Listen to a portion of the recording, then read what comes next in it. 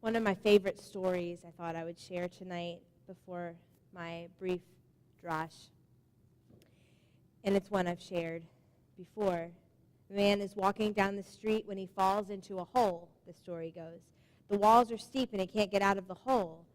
And a doctor passes by and the man shouts up, "Hey, you, can you help me out?"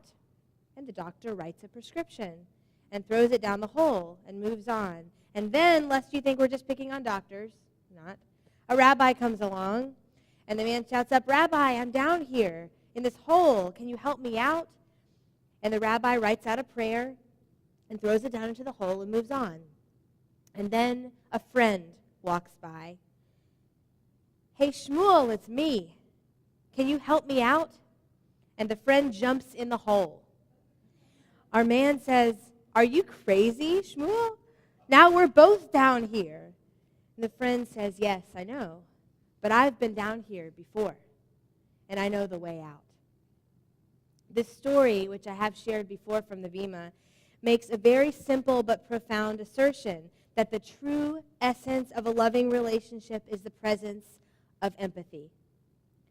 The friend in the story, this loved one, is the one who was willing to, the one who was committed to feeling what our character was feeling, to place himself in this loved one's shoes, to see past what was good for and convenient for him, which we can be sure was not jumping into the hole, and instead to experience the emotion of the one he loved.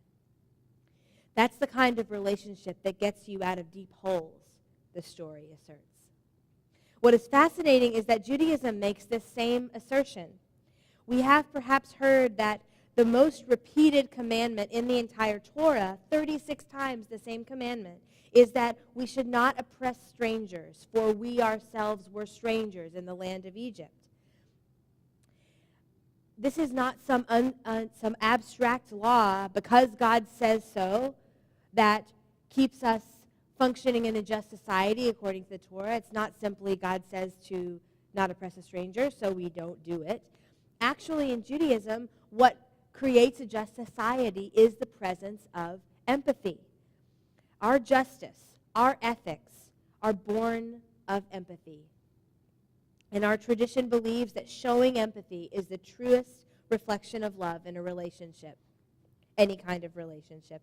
This is exemplified this week by none other than Judah, the son of Jacob, whose name is the source of the word Jew. Just like Jacob, whose name is Israel, and that's why we're called the people of Israel, Judah is not the kind of person we might expect to get such big billing. In history, Jacob and his son Judah make all sorts of terrible mistakes, as we know, mostly on an interpersonal level. Mostly, they betray the people they love the most throughout their lives. Judah, along with his brothers, you may remember, assaults his brother Joseph, throwing him into a deep hole, and then selling him to Egypt. And then he was compliant, if not the leader, at least compliant, in his brother's plan that they executed to tell Jacob, the father, that Joseph had been killed, so that Jacob would endure deep mourning for this son that he loved so much. Judah has very few redeeming qualities during these chapters. He does not succeed in standing up for his father or for his little brother. But the very next chapter after this episode tells us that Judah sustains the loss of two sons. And just like that, we realize that perhaps now Judah knows what his father was feeling. And worse than that, he understands that he himself inflicted that pain upon his father. Perhaps he had been carefree and immature, but when he sustains that terrible pain and loss in his own life, he must have grown up, we suspect, at the very least. And that brings us to this week, when Joseph frames Jacob's favorite son, Benjamin, and tells his brothers who have come to Egypt to beg for food that they must leave Benjamin there in Egypt as punishment for having stolen this cup that was planted on him. Benjamin is the only guilty one here, Joseph says, so he must pay the price, and the rest can go free.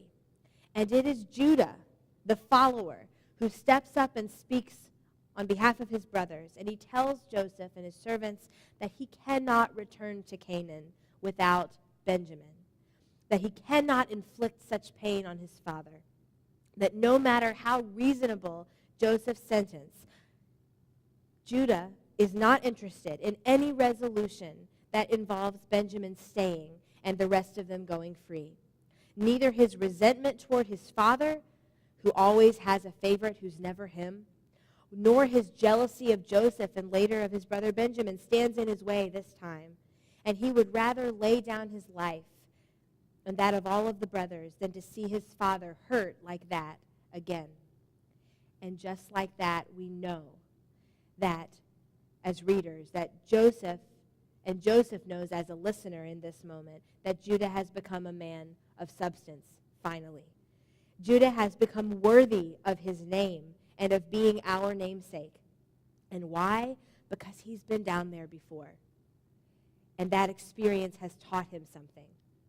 He now understands what pain is, and he is able to look at his own life and see where he has inflicted that pain on others. His own suffering has awakened in him the ability to empathize.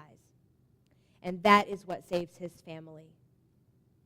Judah's decision is not only about what is legally permissible, because what would have been legally permissible and reasonable in that moment is for the guilty one, supposedly, to stay and the rest to go free, but that wasn't enough. Judah's sense of ethics now arises from an internal, spiritual law, born of love and empathy. And that, we pray, is our inheritance. That is the legacy of our namesake. We may not have been proud of him before, but we can be proud of him this week because he has completed a journey of teshuvah on his own, and he has awakened the empathy that has always characterized our people's relationship to justice. This week's parashah is actually called Vayigash. You can see it on the beautiful Living Torah right outside to the left of the chapel. And Vayigash in Hebrew means, and Judah approached. In context, this means that Judah approached Joseph to plead for Benjamin and his life. But taken more broadly, Judah approaches himself, his destiny, his legacy. He approaches righteousness for the first time in his life. And it is because he found within him the strength to empathize that he was able to take those few steps toward righteousness. So may we, Jews, Judah's descendants, and all people have the strength to walk in Judah's footsteps and approach that high place of justice born of empathy as well. Shabbat shalom.